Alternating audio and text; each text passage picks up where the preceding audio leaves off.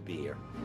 It's simply completely unique. There is nothing else like it on the planet. It's all about humans. It's human stories. They're completely alone. They can't bring family, friends. There is no outside assistance. Everything that moves their boat through the water is because of the skipper.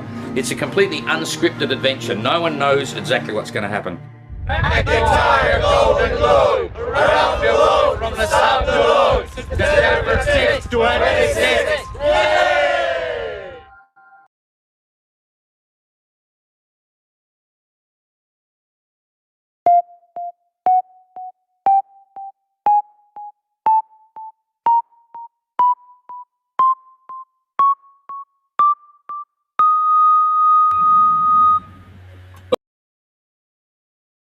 Jane, how come? Solo off, there we go. Hello everybody, here we go again. And a bit of fun if this works correctly. I'm about to pull up Guido. Let's just see if that comes. 1, 2, 3. Hang on a sec, I've got to press another one. Show in stream. Why that's not going solo off? Hang on a sec. He's coming. There he is. Now you got him, but not me. Hey, Don. Oh, hang on. Oh, boy. This always happens. I got to get both of us in now. I got to turn solo off there and solo off there. What's going on? Solo on there. Okay. And then I've got to hide that one. There we go. Whew. It's too hot here. What's it? Guido, how is your temperature? How hot are you? We've been going for really high temperatures. It's been, in the sun, it's been around 50 degrees, and in the shadow, 40, 44, 42, wow. 40. We better explain where you are. It's about 37 here at the moment, and real hot inside. We don't have aircon. So where are you? Neither have I. Yeah, where are you right now? I'm close to my boat. I've been coming down here quite often, as time goes by and deadlines approach. I've been trying to dedicate more time to the boat. So I'm down in Punta Ala where I keep the boat. Yeah, deadlines approaching. It's been like 7 years or 8 years. Big deadlines approaching. Yeah, big deadlines, because some of the stuff you can't, you can be as ready as you want, but there are some things which you have to do more or less last minute. Yeah, exactly. So you actually entered the 22 edition, right? And you were here, I think, you were here as a visitor in 2018, but I think you actually bought your boat at that stage as well, hadn't you? Yeah, I bought my boat. Actually before coming down in 2018. 2018, yeah.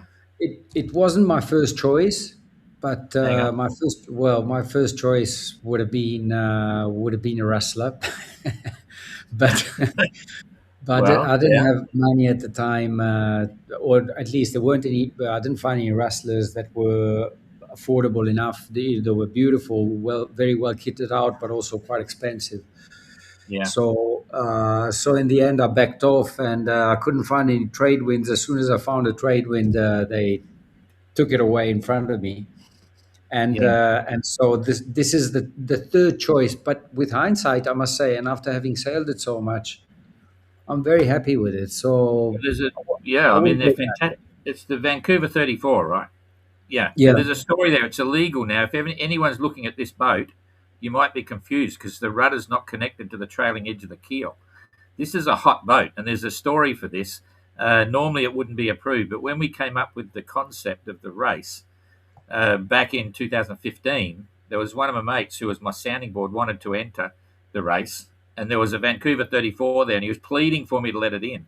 So in 2015, before the notice of race was written, we approved the Vancouver 34, and it's got a proper canoe body, a really good keel, so it's quite fast, and it's got the vertical rudder at the back.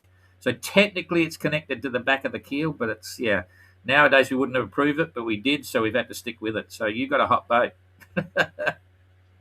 We'll see how hot the skipper is. Yeah, but you've sailed it a fair bit. Are you happy with it? Like, you've sailed it quite a lot, eh? Yeah, I'm very happy with it. I'm Yeah. very happy with it, and it took a while to get to know her and to sort of tweak things a bit, but then as things went along, you start getting used to things, and you start understanding how the boat behaves, and I've been in some really heavy conditions, and I was amazed actually. I wouldn't have expected it to be that sturdy and that Yeah. stable. So I'm very happy with it. Yeah. Okay. Well, let's just leave that for a minute. Go back to the very beginning. Where were you born? How was your childhood? What did how did you get by at school? I was born in Italy, in Padua, and Yeah. I lived for 10 years of my life here in Italy when I was a kid. And then my parents decided to move to South Africa. Was it a big And family? Big Italian family? no, no, I'm an only child. Oh wow. Okay. Yeah. Yeah, there's a story behind that. But anyway, I'm an only child. Hang on a sec. What's the story? What did your parents do? I know my parents. The story, no, the story is it's actually quite a sad story. My parents had another girl, a baby girl in 19. She was born in 1958. Yeah. I was born in 68, and she died. She died very very young. Wow. Yeah.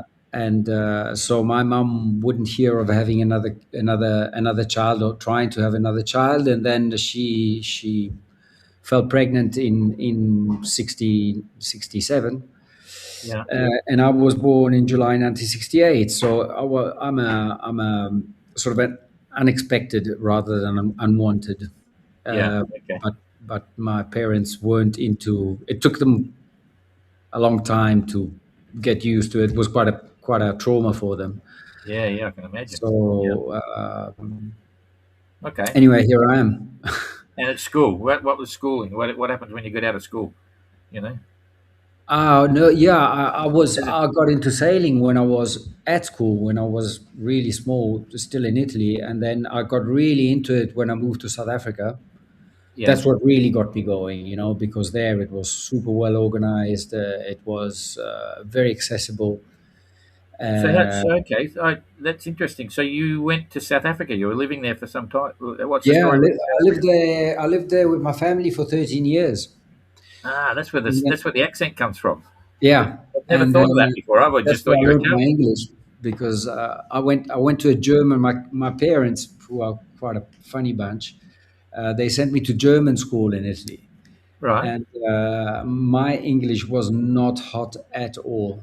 I was pretty clueless when I went to South Africa, but then I picked it up quite quickly. And the school I went to was really friendly in this sense and very welcoming. And so it was like home. It became home very quickly for me. South Africa is home effectively. And sailing And started there. sorry, Sailing started there. The sailing. serious sailing, competitive sailing started there Yeah. with the optimists, and then I went onto the mirrors, and then I went onto the lasers, and then I went into the keel boats, and it sort of evolved from there. So when I finished my university in South Africa, I wanted to become a photographer. I wanted to give it a try at least. And the obvious thing was coming back to Italy to try it out. Also because my specialty was in water sport, in sports photography, Yeah. and that's the sector of photography I wanted to pursue. And Italy just seemed to be the obvious choice. Wow. So you came out. You went to uni and you wanted to be a photographer, and you've been one ever since. Yeah, yeah. My dad, when I finished university, said, "Look, I'll give you 1 year. If you find one proper client in one Yeah. year, one client that gives you enough to live on, then you can continue photography. Otherwise, you have to go back to study." Yeah. And I made sure I found that client. So that must have been about 86 or something, 87 when you started. Yeah, that was yeah. I finished my school in '86, Yeah. So there were still real cameras in and those days. Because I was a yeah, bit of a photographer as well. But I anyway. lived. I lived. I lived fully the analog era, Yeah, and I lived fully the digital era and everything in between. So it's quite it has been a great experience. You know, all the digital evolution of computers and of cameras and of technology in general. We are the Gen Zs, yeah, which are sort of across the two periods. yeah, And for me, I've found it to be really interesting and stimulating. Actually, I've liked it a lot. yeah. No, I could understand that. Okay, so where did the sailing take you? I suppose that was a combination of sailing and working at the same time. If you're a water sports photographer, Yeah, it was. First it was sailing, and yeah, then from sailing, well, it was sailing, windsurfing, surfing. It was a bit of everything. It was just a lot of water sports in general, and then as often happens, one day a friend of mine who was much better than me at windsurfing said, "Well, why don't you?" My dad had a kit because he was quite a passionate photographer, and he used to go on safaris in South Africa for for photographic safaris.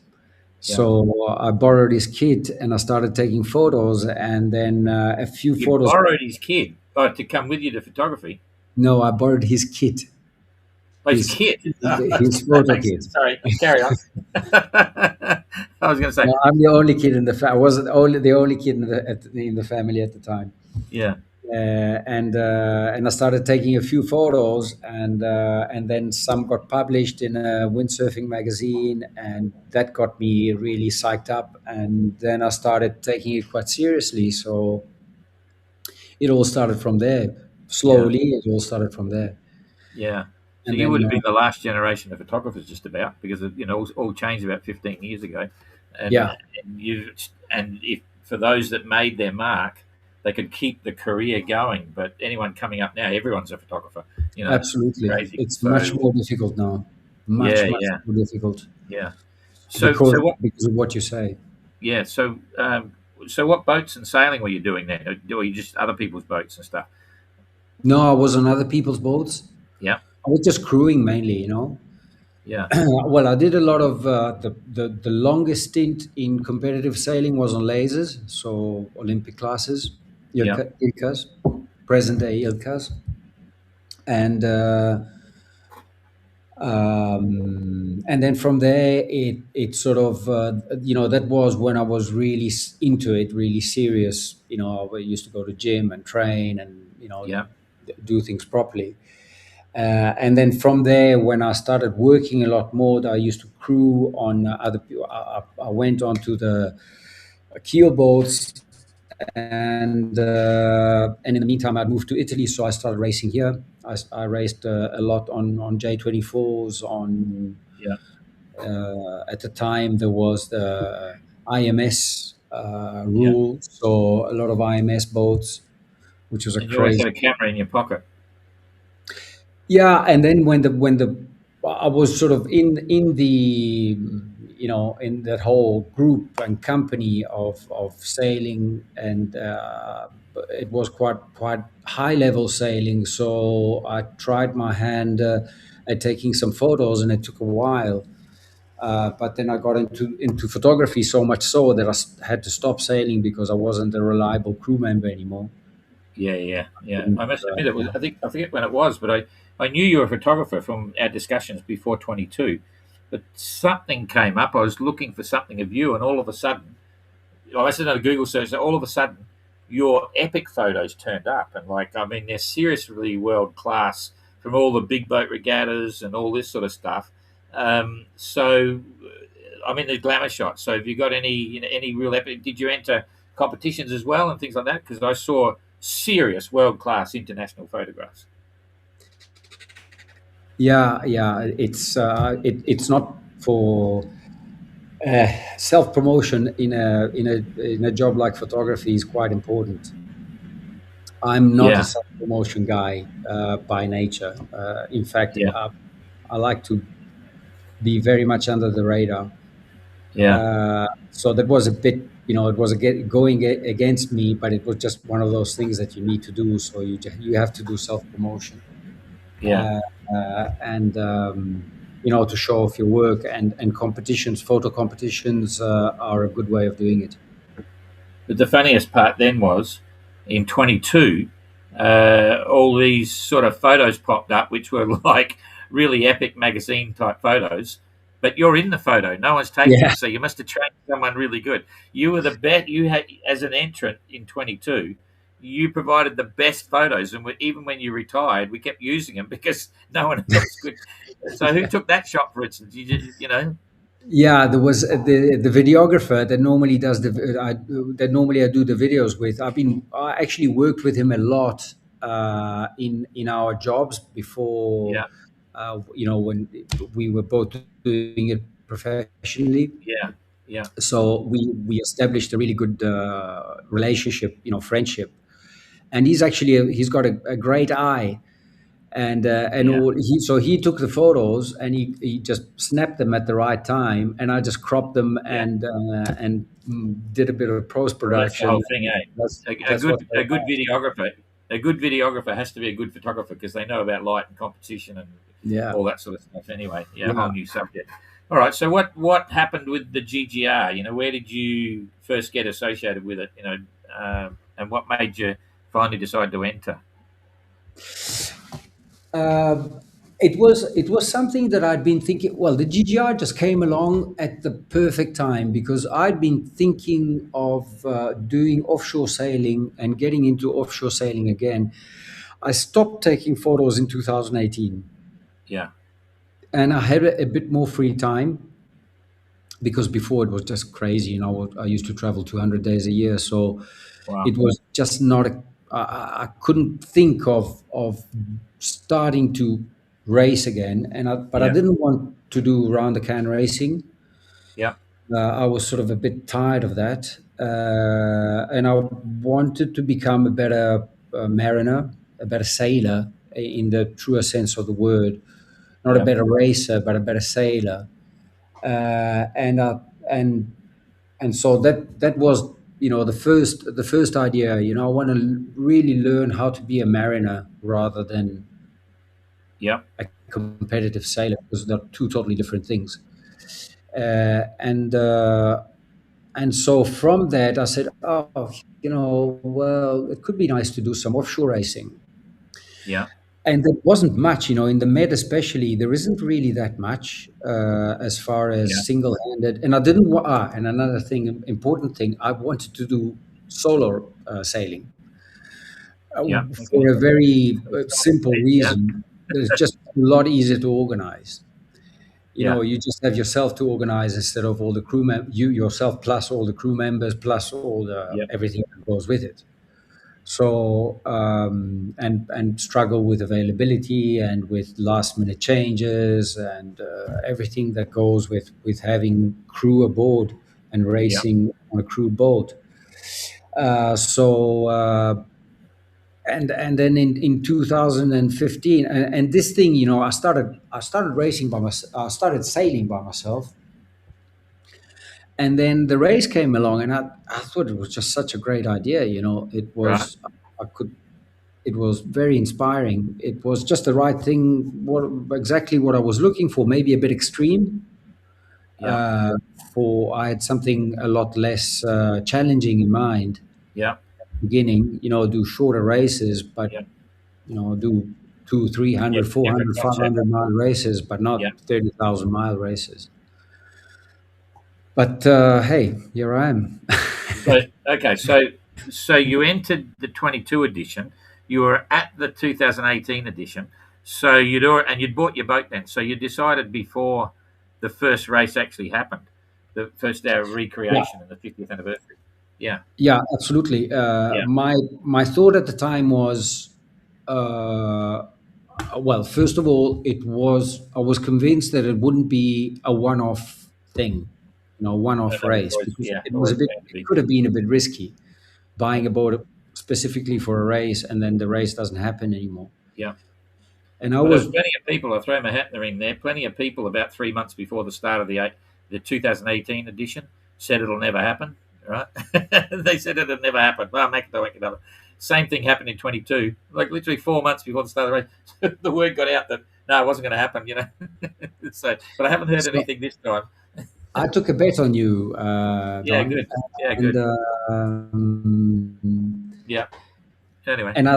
I thought, I want to do this properly. I lack the experience. I didn't feel I would be at all ready for the 2018 race. And I Yeah. said, okay, I'll get the boat now and I will work slowly through it Yeah. uh, for the 22 edition, and I'll get it ready, and then I'll go and train, and I'll sail a lot, and I'll learn a lot of things about the boat and about just sailing in general, sailing Yeah. offshore alone on that boat. Yeah. In general, I just wanted to take my time also because I was working, so I didn't really have that much time. I couldn't just make it a Yeah. full time effort Yeah. of sailing Well, that's solo. And then, yeah. unfortunately, in That's very good. 22, I had some problems with some health issues in the family, which affected Yeah. my work, and So I here just we are. couldn't. Yeah. It So was you're ready pretty to much. go now. Besides all the last minute panics, you feel different. You feel confident enough to say, well, yeah, but I'm into this. I think the only time I would feel confident is if I'd done it already. Oh, You never yeah. quite feel confident. There's always, there is always something better that you can do Yeah, and be that's better pretty prepared. normal. Yeah, that's pretty So normal. that feeling of confidence, I'm not a very mm, self confident, or rather, I do have self confidence, but I never want to be too self confident Yeah. because I feel that you have to, keep your head What's your down. biggest concern? What do you think is your biggest challenge between say now and the start? Um, just getting to the 10th of August and, ready. Yeah. Okay. Well, that's fair enough. It would have I'm, took me I'm, 8 years to do my VOC, but No, I'm at a good point. Things are going along well. I'm dedicating much more time than I would have liked to my situation here, to my work situation here, because I've still got things going on. yeah. So I've dedicated a lot more time to that rather than to sailing. But I did do a lot of sailing in the past. Even last year I sailed 4,500 miles. Yeah. And this year I just sailed a couple of thousand. Yeah. So, I'm happy. I mean, the boat is ready. Yeah. That's cool. All right, we better do these quick questions, silly questions, just change Yep. subject for a bit at the moment, and then we can get back into it. So, what you've got to do first, I'm going to give you some word associations. So, get Yes. excited, get hyped, and I'll throw some words out there. Just say the first thing that comes to your mind, okay? You ready? I'll try. Kirsten, Winner. help, Um, Useful. inspiration, Um, Jean-Luc. Jean-Luc. okay, work, Hard. sponsors, Difficult to find. overboard,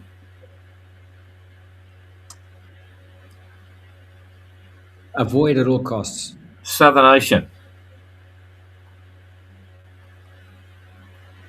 Tough and fascinating. holidays, Always. panic, Must be avoided. knife. Knife. Yeah, knife. Necessary. Sleep. Necessary. Family. Important. Weather. Um, Important. Luck. Fundamental. Vendée Globe. Fantastic. Le Sable d'Olonne. Beautiful. Cape Horn. Dream. Time. Never enough. Bowline. Fundamental. That's probably enough here. Have you got who's your biggest inspiration in life? Have you got someone that drives you, or a few people that have sort of inspired you, keep you going? I've taken a lot from the sailing world because I think Yeah, there are so many analogies between the sport of sailing and work. The professional aspect, the teamwork and the communication and just sticking it out during hard times. There are so many things which can be transported from the sailing to your yeah, professional life. yeah. So I found sailors very inspiring in that sense. Okay. Um, I like, well, definitely Jean-Luc is one of them. Yeah, Why Jean-Luc? Because, well, first of all, because he took on a challenge, a real challenge, although he had a lot of experience when he was already on with age. And that I found to yeah, be very inspiring and very admirable. yeah, But there are, I could say, even from the young guys, that really stick it out to reach their goals. Ambrogio Beccaria, I don't know if you've heard of him. He's just won. He yeah, actually just won in Les Sables, yeah. the Exactly. Vendée I, Arctique. I had an interesting incident with him in 2018 on the marina at the Les Sables d'Olonne for the Golden Globe. They had a mini race there, and I was interviewing who was it? Our Italian entry. God, I've forgotten his name now. Anyway, we finished doing this live on him, and I thought, oh, let's go and check out a mini, right? And I wandered over to the first one I can grab, and it's him when he's in the middle of his mini career. And I said, "Oh, g'day, mate. I'm Don. Blah blah blah." Had like about a 1 minute chat. So, "Oh, how about check? Can we check out your boat?" He said, "Yeah, come on down." So we did this fantastic live piece, and I get off the boat, and a few people said, "Check, he's the number one guy." So he was the number one Class 650 guy, and he won that series. I think it was the Azores back then. And then, of course, so once you know him, you sort of keep following it. Yeah, he's gone gangbusters now, eh?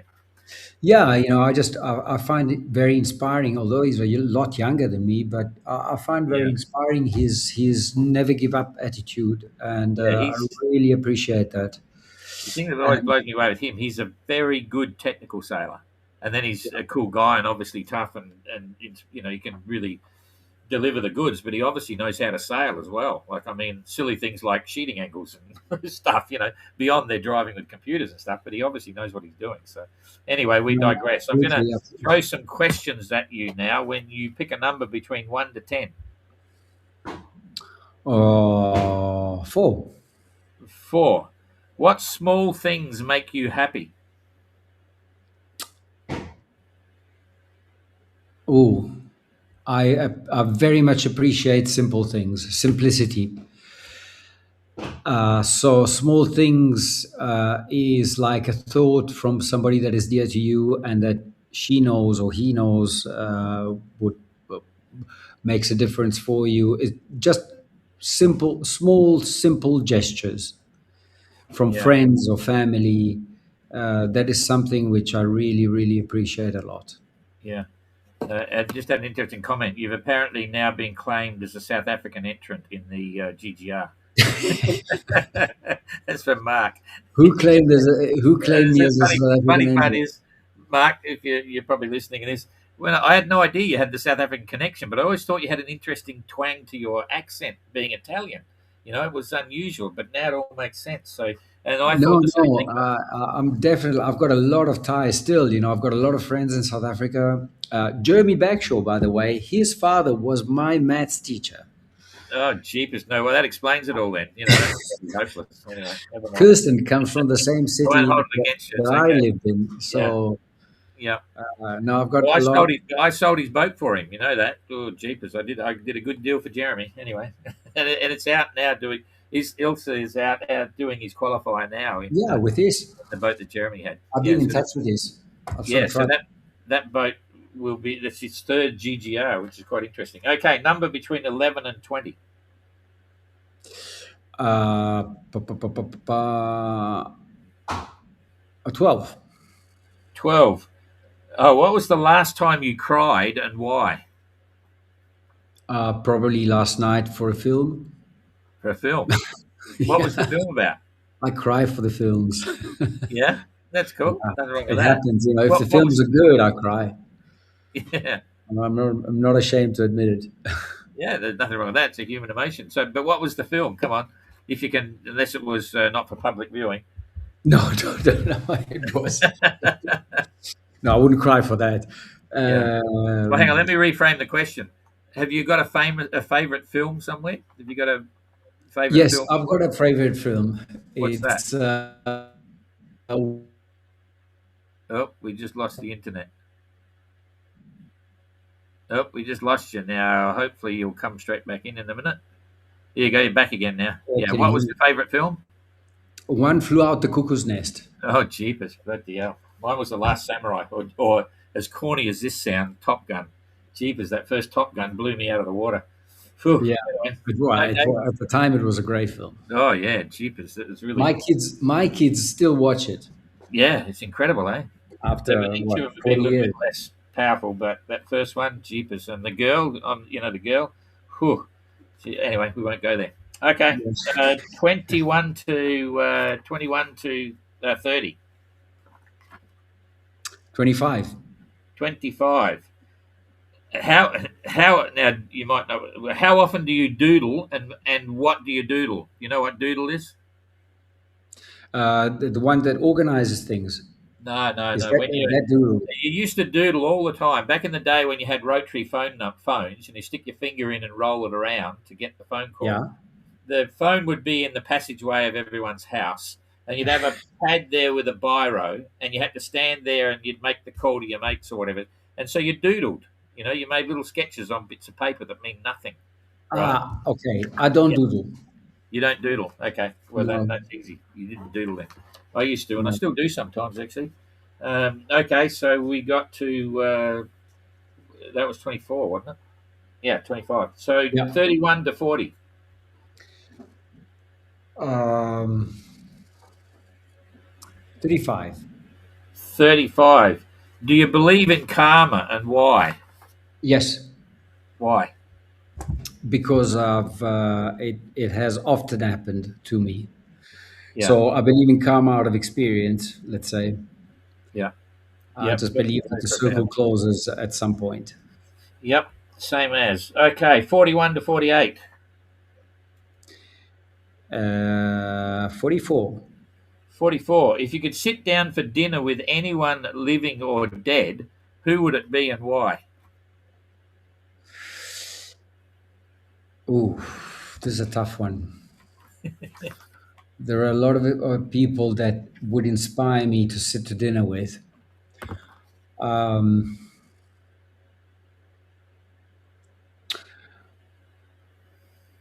Probably hmm, David Gilmour. David Gilmour. Yeah, Now, I'm supposed to know who he is, but I'm not. The name doesn't Pink, grab me straight Pink away. Floyd. Oh, of course. Yeah, yeah. Okay. Pink Floyd guitarist. Yes. Okay. That makes Just sense. because they went through so much and they've been around for so long, and Yeah.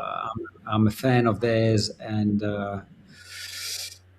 I really appreciate their music and what it transmits So to me, at least. you're from my era. It's exactly the same. Every time you think of hear Pink Floyd, you realise how different the world was then, because they were groundbreaking at the time. They were at the beginning of the next era, but that era was before the digital era. And cheapest now. I look at the Yeah, rest of I the world. mean, technically, I don't really belong. I'm an '80s kid as far as music goes, Yeah, but I belong.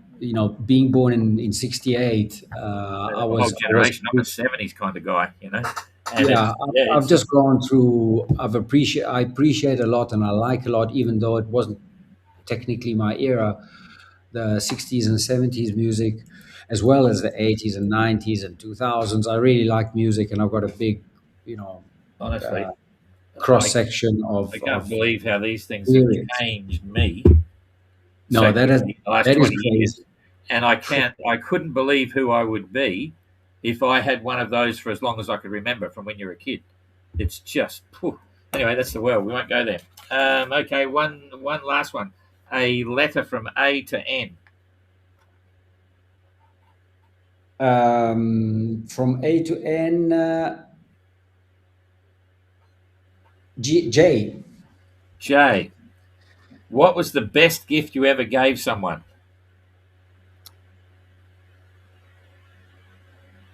Wow. Memory is not my strong point. The best gift I gave to somebody, it was I helped out a friend of mine who's got an NGO, Yeah, and he was struggling at the time because it was pretty much a one-man show.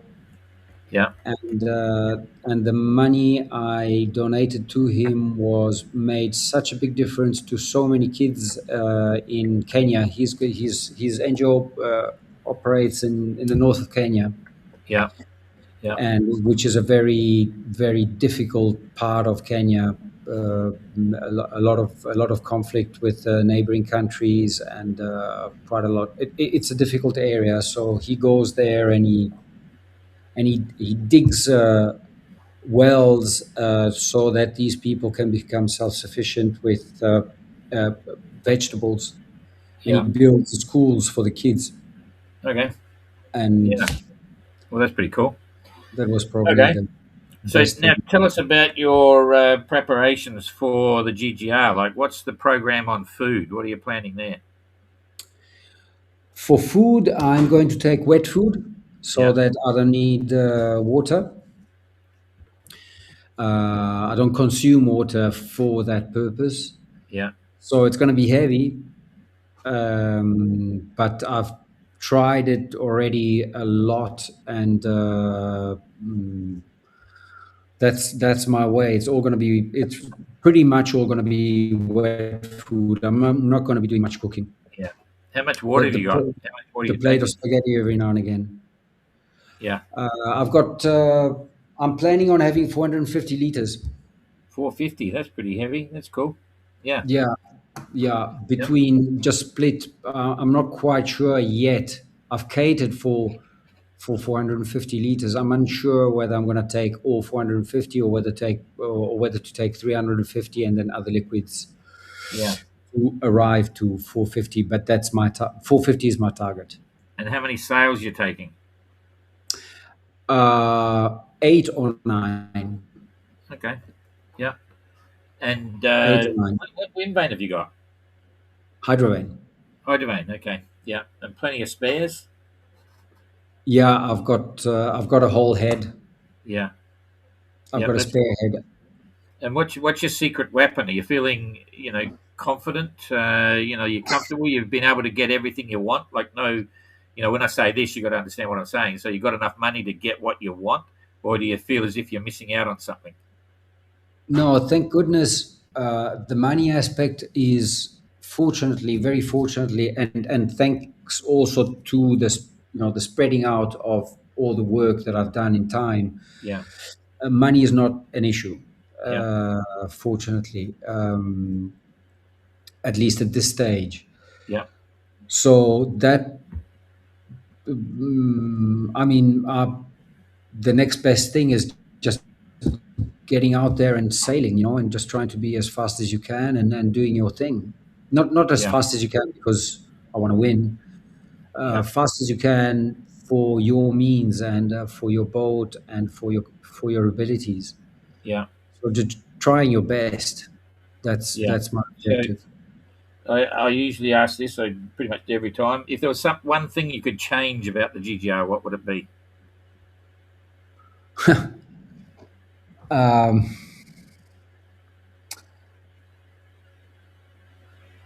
Probably an AIS screen. An AIS screen. Yeah. Oh yeah. Yeah. Being able to see the ships properly Yeah. and see what their name is and what direction they're going in and what speed and when your CPA is and that sort of stuff. Yeah. Yeah. No, I can't do that. It's too easy. got to get up and look. The alarms will go off, and then you got to get up and look. Anyway, I could have said something a lot more, but then it wouldn't be the GGI anymore, then. yeah, exactly. It's a funny thing, we protect the ethos as best we can. But anyway, okay. And is it? Do you feel as if like you're still having fun, or is it taking too long? You're still excited about coming to La Sable d'Olonne and getting out there and having a go. My biggest motivation is getting it around as fast as possible so that I can sell a boat and buy a proper one. Oh, Jesus. Yeah. So you've got a really strong relationship with your boat then. So how do you like it? No, I love my boat. I mean, I really love her. I speak I to know what her. you mean. Yeah, you want to go and do a proper one with a toilet and a shower and all that sort of stuff and have some fun. No. I want to race with a Race. reasonably modern boat. I'm sick and tired of going at 5 bloody knots. Okay, well, don't worry. You've only got another 8 months of it, so she'll be fine. So that's my big incentive, Yeah. of trying to sail her as fast as possible, and get home and sell her. And whoever's going to buy it is gonna have a great deal. Yeah, great boats. Okay, and so what is the most exciting part for you? What's giving you the fun factor or drawing you in? What do you think is going to be the highlight? Not just finishing the challenge, but doing it. Is it to be at one with nature? Is it Cape Horn? Is it just being alone for 8 months, or what do you? How would you describe that? Well, there are a lot of question marks. I mean, this is probably a question which I will be able to answer better once I get back. But um, it's all of the above. I mean, it is definitely the nature. It's the tranquility rather than the loneliness. I probably will struggle a bit with the loneliness at times. In fact, I'm sure I will. I don't know whether I will be able to handle it. So it's the challenge of the psychological challenge, most definitely, and the physical challenge, no doubt. So those are my two main, answering the question, and am I going to be up to it?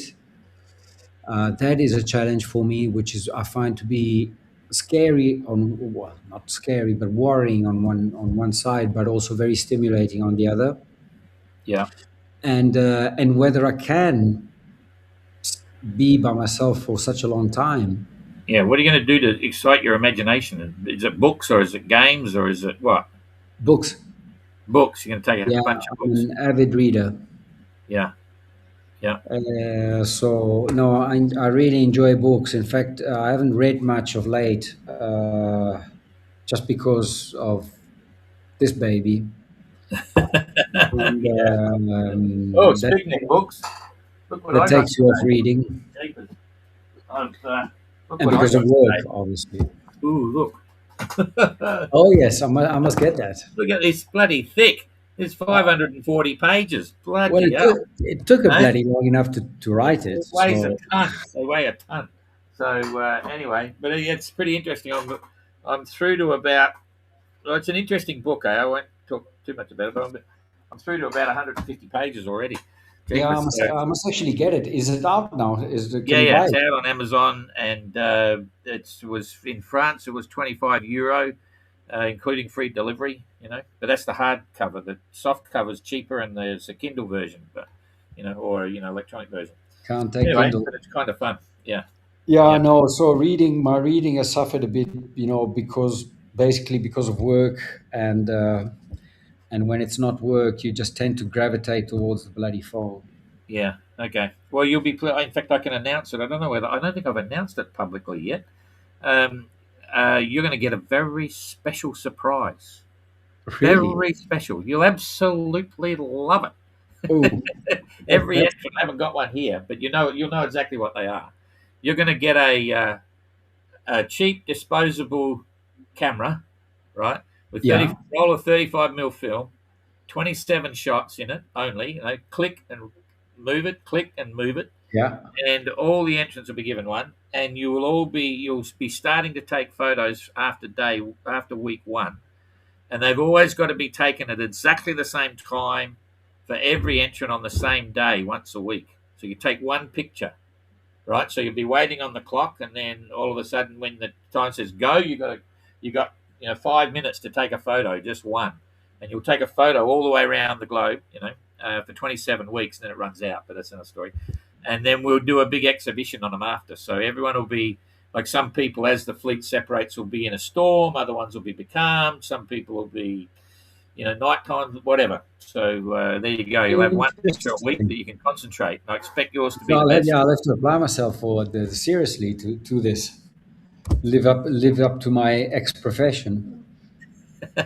Yeah, you'll have to take some good shots. But anyway, so what advice would you? I mean, you haven't done it yet, but just getting this far is pretty impressive. I mean, we've lost a couple of entrants in the last couple of weeks. Edward had to retire, and another Daniel, from up north, he retired. So, what advice would you give to a GGR entrant now, with what you know, for 2030?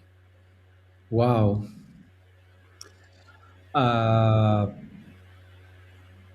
Well, probably start getting ready a lot earlier than you feel is right.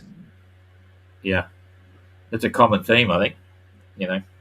Yeah, because you just tend to always end up, in any case, not last minute, but it requires a lot more time. If you want to do it properly and if you want to be competitive, it requires a lot more time than you can imagine. Yeah. Well, we've actually got, I think, 12 entrants in 2030 already. We opened the entrance early, so so they're on a head start at the moment. But that's another story. Yeah, I read about that. Yeah. One of the newsletters. All a bit crazy, but that's all good. Okay, so it's getting to the start, the tough part. Falling in love with the race is easy. Yeah. Actually, getting to the start line is bloody difficult. Yes, it's a race to the start. Everyone's the same. It's everyone's got plenty of time until they haven't. That's fine. It's all a bit of a trick. Okay, anything you want to sign off with? Your friends or family, that you want to tell them? I think my kids are following me. I'm not quite sure where they are. They're not the kids anymore. One is 17 and the other one is 21. So they're becoming young men. And so what do they think about what you're doing? That I'm slightly off my head. To a greater or lesser degree, but they've understood, they've seen how much, and I'm actually very grateful to them and to my wife, because they've been very patient with me. Yeah. Been going on for such a long time, and it's been, even in 22, I was meant to leave, so all the stuff up to 6 months before the start of the race, when I pulled out, was pretty much full on. And so I took away a lot of time from them, and they've been very patient with me, and I am very, very grateful to them for that. Yeah. So we didn't talk about the big deal. You're actually, instead of, you had enough of sailing, so you're going to truck the boat to Les Sables d'Olonne instead of sail it here. Yeah, it wasn't really. There were two factors. There was a time factor, and there was a risk factor. Yeah. The time factor, because I've done that trip a couple of times already, in different periods of the year. Doing it in July, which is when I would have had to leave at the beginning of July, implies that you get the full-on Portuguese trades blowing, and that means you have to tack all the way up to Finisterre, basically. And then the orcas, that they too I've had some quite close calls with the orcas, and the last thing I would have wanted was to take any risk on that front. When you say close calls, they came up to you while you're going through that area, or just generally out in the ocean? No, close calls, as in I had the closest one was I had a boat like half a mile away, and they were attacked, and I wasn't. Oh, gee. So, okay. So, and I could hear them calling Mayday. Okay. And other times, no, I just had sightings and stuff. But there's quite a lot going on. And on my way, when I did the qualifier, I actually went past. There were the pods that were attacking were in Lisbon, were Okay. just outside Lisbon. So they're doing up and down the coast Yeah. from. So I didn't really want to, being fairly tight on time. Yeah. Had it been any other time, it would have been okay, even if you get attacked and you Yeah. suffer some damage. But now that I didn't want that, and I've Yeah. sailed the boat a lot, and it's just a matter of taking it up, tuning everything again, Yeah. and I've got, have a couple of weeks to do Yeah. all this stuff, Yeah. and the boat is pretty much going to be ready when it arrives there. So the Yeah. only thing I have to do is put up the mast, tune it, go out for a couple of sails just to make sure everything is cool, and that's it. Okay. Sounds like a plan to me. So we'll see you very soon, eh? Not that far Yeah, away at all. I will 70 days. be. Yeah, I will be in. I will arrive on the 24th of July in Le Sable. Yeah. Yeah. Yeah. Sounds good. All right. Well, good to chat. We got Christine's there. G'day, Christine. Thank you, Luke, for your comments. And Mark, you can have him as a South African. That's kind of cool. And yeah, Jesse thinks you're really quite calm approach is very enjoyable. So all good. Okay. So we'll call it a day and see you as soon as you get here. Yep, Thanks for that. with pleasure. Yeah, good to see you here very soon. See you later. So Take care, Don. yeah, likewise you too. And everyone else, we'll see you again next week. We started to go through them all pretty well. We still haven't put all the entrant skipper profiles, the little documentaries we did for the 22 entrants. Still have another 5 to go or something, but that'll come up before the start of this edition. So we'll see you all then. Thanks, everybody. I'll see you later if I get rid of this, and we'll see you soon.